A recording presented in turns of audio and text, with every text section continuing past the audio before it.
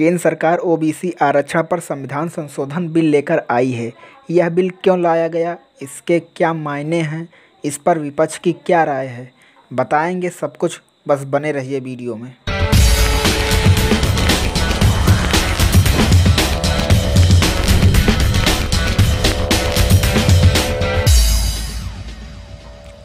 नमस्कार। केंद्र सरकार द्वारा पिछड़े वर्गों के शिक्षा और नौकरियों में आरक्षण को लेकर 127वां संविधान संशोधन बिल लाया गया है। इस बिल के बारे में जानने से पहले यह समझिए कि यह लाया क्यों गया। इसकी शुरुआत 5 मई को सुप्रीम कोर्ट द्वारा मराठा आरक्षण को असंवैधानिक घोषित किए जाने से हुई। 2018 में फडणवीस सरकार ने मराठाओं को पिछड़े वर्ग में आरक्षण को लेकर एक बिल लेकर आई थी, जिसे बॉम्बे हाई कोर्ट में चुनौती दी गई। फिर कोर्ट ने इस बिल को संवैधानिक माना।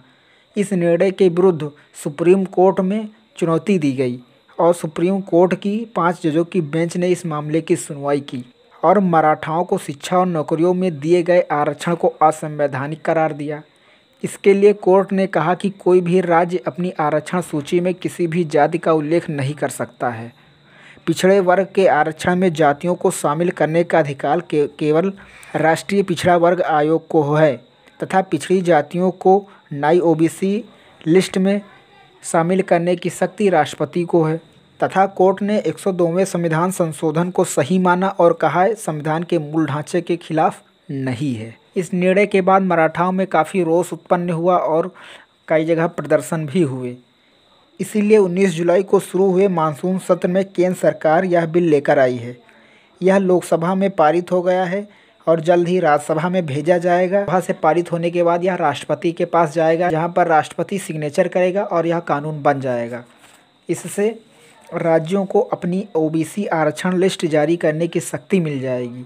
अब तक केंद्र सरकार और राज्य सरकार की आरक्षण सूची अलग अलग होती थी, जिससे कई राज्यों की कुछ पिछड़ी जातियाँ केंद्र सरकार की योजना का लाभ लेने में असफल रह जाती थी। राज्यों को संविधान के अनुच्छेद 15(4), 15(5) और 16(4) के तहत अति पिछड़ी जातियों को ओबीसी में शामिल करने की शक्ति दी गई है। अब सवाल उठता है कि फिर क्यों कोर्ट ने कहा कि राज्यों को किसी भी जाति को ओबीसी में शामिल करने की शक्ति नहीं दी गई है। दरअसल यह बाध्यता संविधान के अनुच्छेद 102 से है।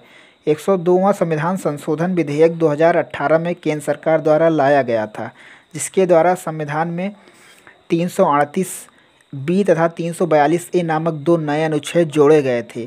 इसी के अंतर्गत राष्ट्रीय पिछड़ा वर्ग आयोग को एक संवैधानिक दर्जा दिया गया था। नई ओबीसी जातियों को ओबीसी में शामिल करने की शक्ति राष्ट्रीय पिछड़ा वर्ग आयोग को दी गई थी, पर सरकार द्वारा लाए गए नए कानून के द्वारा अनुच्छेद 342(a) और 38(b) में संशोधन कर दिया जाएगा, जिसके अंतर्गत राज्यों को पुनः शक्ति प्रदान कर दी जाएगी, जिससे वह ओबीसी जातियों को फिर खुद से शामिल करने की शक्ति उन्हें प्राप्त हो जाएगी। मराठा आरक्षण पर सुप्रीम कोर्ट द्वारा दिए गए बयान के बाद से ही देवेंद्र फडणवीस भी सरकार से कई बार अनुरोध किया था। गैर बीजेपी शासित राज्य भी इस आरक्षण के विषय में सरकार से कई बार अनुरोध कर चुके थे।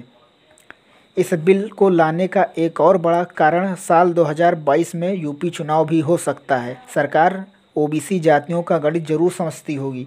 इन सभी कारणों से यह बिल संसद में लाया गया है और सबसे खास बात यह है कि इस विधेयक पर बगैर किसी चर्चा के साथ लोकसभा से पारित कर दिया गया। सत्ता और विपक्ष दोनों ने इसे सदन से पास कर दिया।